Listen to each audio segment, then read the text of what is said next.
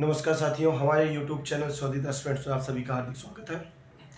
Daily current affairs की series में आज हम सभी 22 सितंबर 2023 का जो महत्वपूर्ण करंट अफेयर्स हैं उनका अध्ययन करेंगे, जो आपके आने वाली परीक्षाओं, चाहे वो यूपीपीएससी की आरओ हो या फिर यूपी पेट हो या फिर बिहार एसएससी बिहार टीचर से संबंधित जो भी एग्जाम होते हैं उनके लिए महत्वपूर्ण है।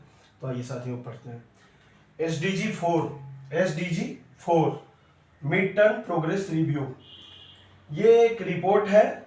SDG 4 mid term progress review UNESCO द्वारा दी गई है। अंतरराष्ट्रीय संस्था जो है यूनेस्को द्वारा, संयुक्त राष्ट्र संघ की ये जो सांघिक संगठन है यूनेस्को, उसके द्वारा ये दी गई है।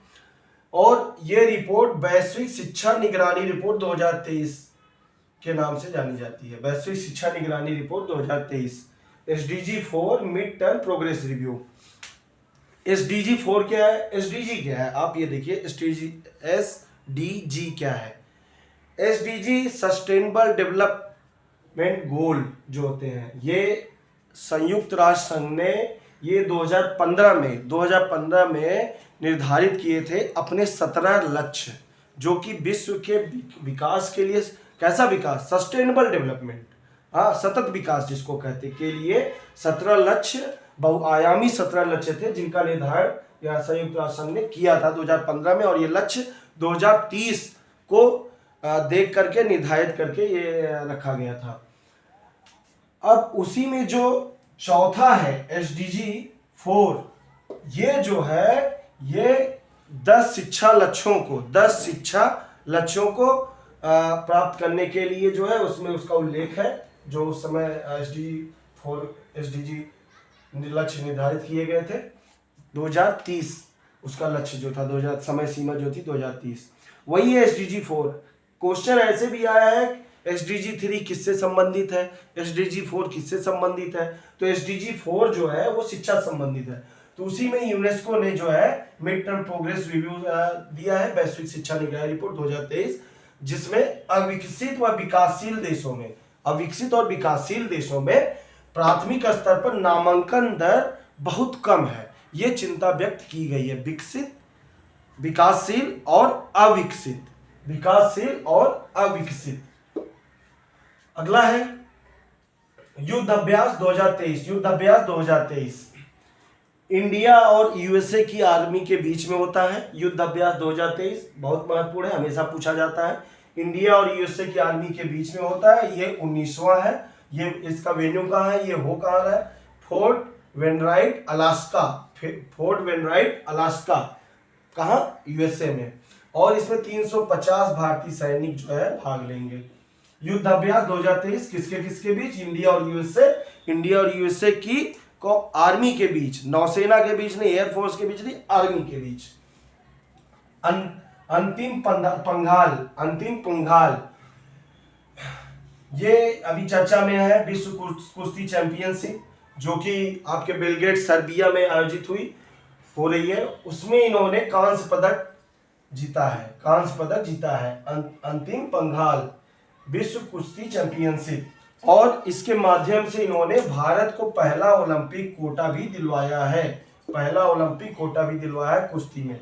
साथियों, ओलंपिक में जो कोटा होता है वो किसी पहलवान का व्यक्तिगत कोटा नहीं होता है, वो कोटा होता है भारत का, होता है देश का होता है। फिर भारत, ये ओलंपिक संघ, जो भारत का ओलंपिक संघ है, वो डिसाइड करेगा किसको दिया जाएगा भारत की तरफ से लड़ने का मौका।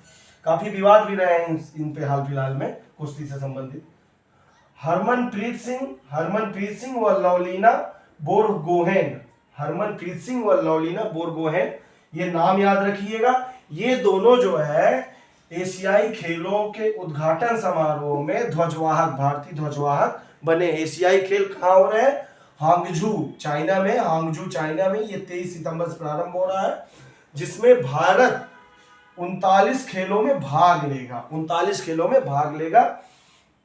भाग लेगा, मतलब पार्टिसिपेट करेगा, वहां से भाग नहीं लेगा।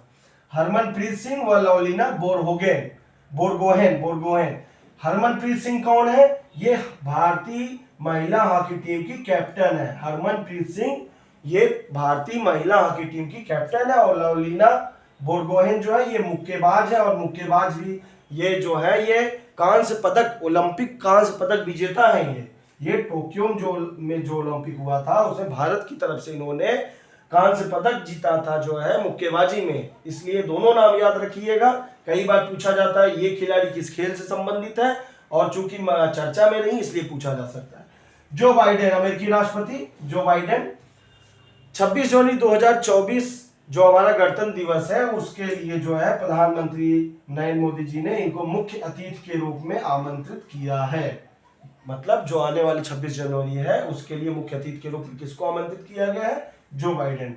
अगला है AI chatbot, artificial intelligence chatbot, artificial intelligence chatbot. ये क्या है? प्रधानमंत्री द्वारा जो पीएम विकास सम्मान निधि ये योजना चलाई जा रही है, पीएम विकास सम्मान निधि ये जो योजना चलाई जा रही है, इसमें इसके लिए एक जो आर्टिफिशियल चैटबॉट है, ये डिजिटल प्लेटफॉर्म, उसको जो है लॉन्च किया है। किसने लॉन्च किया है? श्री कैलाश चौधरी जी ने। ये केंद्रीय कृषि किसान कल्याण राज्य मंत्री हैं, कृषि मंत्री नहीं है, राज्य मंत्री हैं ये। और इसका काम क्या होगा आर्टिफिशियल इंटेलिजेंस चैटबॉट का? आपने कई बार देखा होगा किसी जो प्राइवेट कंपनियां होती हैं वेल नोन, उनके जो है आप chat, how can I help you, तो उसमें आप चैट करोगे तो ऑटोमेटिक आंसर आते रहते हैं। तो कुछ इसी तरह का है जो आर्टिफिशियल इंटेलिजेंस पे बेस्ड होगा।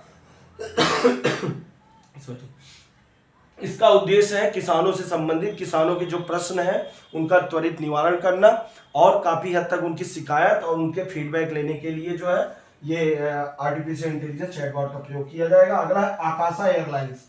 आकाशा एयरलाइंस, ये एयरलाइंस इसलिए चर्चा में है कि अंतरराष्ट्रीय उड़ानों की जो मंजूरी है वो केंद्र सरकार ने इसको दे दी है। आकाशा एयरलाइंस ये अभी तक इसको जो है अंतरराष्ट्रीय उड़ान के लिए मंजूरी नहीं थी, लेकिन अब इसको मंजूरी केंद्र सरकार ने दे दी है।